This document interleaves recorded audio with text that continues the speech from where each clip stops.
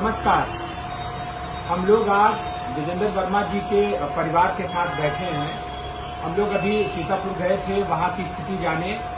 वहाँ की स्थिति जानकर हम लोगों ने देखा कि वहाँ विजेंद्र वर्मा जी को लेकर के पूरे विद्यालय के बच्चे, वहाँ के गार्जियन उनके पूरे सपोर्ट में थे।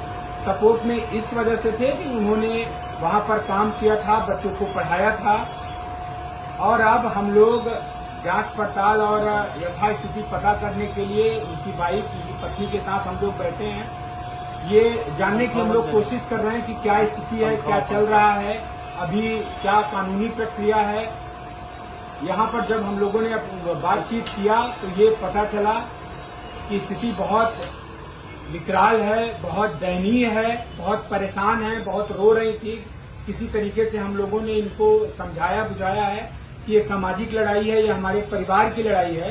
हम सब साथी मिल करके लड़ेंगे। हमारे साथ सनी भाई हैं, उनके मैम के भाई हैं और सर हैं जो पूरी मजबूती से इस लड़ाई को लड़ रहे हैं। और पूरा समाज है। हम लोगों ने इनको ढाढ़स दिया, बताया कि पूरा समाज आपके साथ है, लेकिन पूरे प्रदेश को ये देखना पड़ेगा, कुर्मी समाज को देखना पड़ेगा, उनके परिवार के लोग किस तरीके से रो रहे हैं, बिखर रहे हैं, परेशान हैं, क्या परेशानियां हैं, ये सब कुछ जानना पड़ेगा। तो मैम खुद अपने वक्तव्य से बताएंगी कि क्या दिक्कत है, कितनी परेशानियां हैं, समाज उनको किस तरीके से प्रोटेक्ट करे, मदद करे।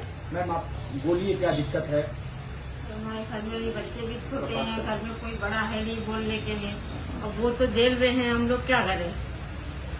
हमको हमारे पति को बहुत परेशान कर रहे थे, इतने दिनों से बहुत परेशान थे, और घर में खाना वाना नहीं खाते थे ठीक से, सो भी नहीं पाते थे, इतना परेशान थे कि 3 महीने से परेशान किए हुए थे। और फिर वो बुलाए अपने ऑफिस में, फिर पहले तो उनको अलग कमरे में ले जाके कुछ उनके कर्मचारी थे वो मारे हैं, फिर मार के जब अपने ऑफिस में लाए हैं, ये लाए हैं तो कहने लगे कि अब बस छक गए, और माँ बहन की गाली दी, और खुद बीएसए साहब मारने के लिए उठे हैं। तब इनको गुस्सा आया है, तब इन्होंने बेल्ट निकाली है, मारने लगे। ये बात तो हमको जेल में मिलने गए थे तब इन्होंने हमको बताई है कि पहले ये लोग हमको मारे हैं अलग कमरे में, उसके बाद लाए हैं बीएसए के पास। तो अभी क्या स्थिति है कि समाज किस तरीके से आपकी मदद कर सकता है, सामाजिक हमारी लोगों को एफआईआर भी लिखी जा रही है। नहीं, उसके लिए तो हम लोग पूरे समाज से रिक्वेस्ट करेंगे, ये आवाज आपकी पूरे समाज तक पहुंचाएंगे कि किस तरीके से इसमें इतनी धाराएं लगा दी हैं। जैसा कि आप देख पा रहे हैं, आप इस पीड़ित परिवार की स्थिति को देख रहे हैं।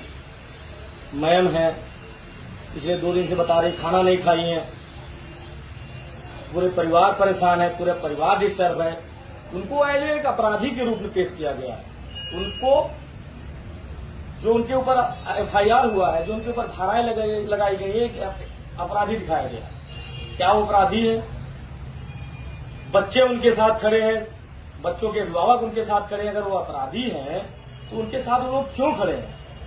जो ईमानदारी से काम कर रहा है, जो ईमानदारी से पढ़ा रहा है, उसके साथ अगर अत्याचार हो रहा है तो सोचिए फिर समाज हमारा जा कहां रहा है। इसलिए ऐसे परिवार के साथ खड़ा होना हमारे लोग की नैतिक जिम्मेदारी है।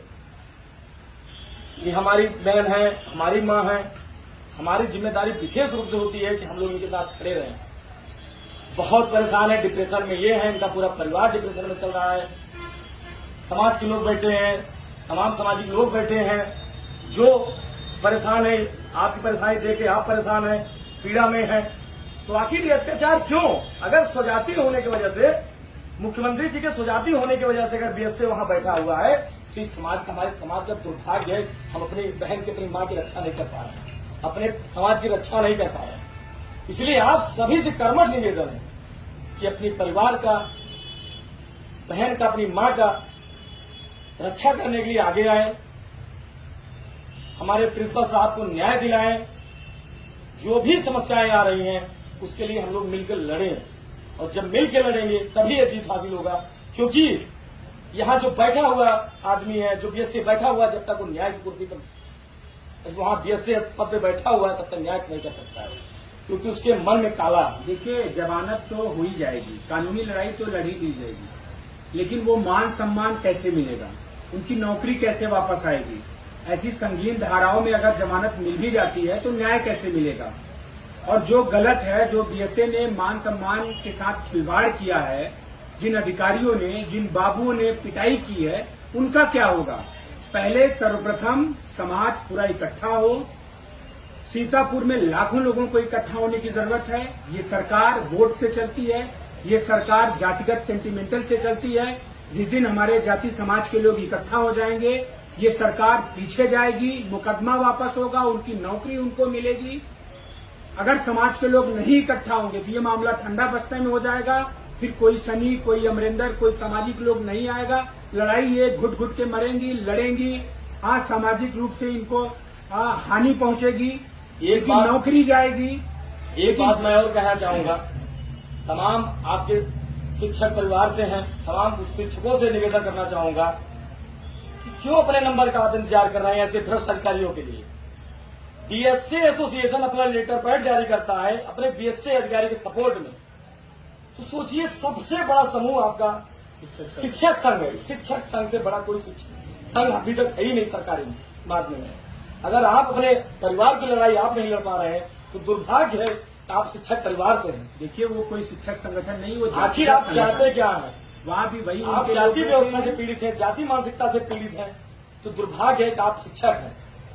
इसलिए आप न्याय के लिए भी, आप लोग भी जिम्मेदारी है कि आप लोग न्याय के लिए आगे आइए, बिना किसी राजनीतिक, बिना किसी जातीय द्वेष से, क्योंकि ये सबसे प्रथम इनकी जाति है शिक्षक। ये शिक्षक परिवार की है, उसके बाद किसी जात में आती है। तो शिक्षकों को भी आगे आना होगा, तमाम सारे वर्ग को आगे आना होगा जो वास्तव में चाहते हैं कि आपके बच्चे पढ़े लिखे आगे बढ़े, अच्छी शिक्षा मिले।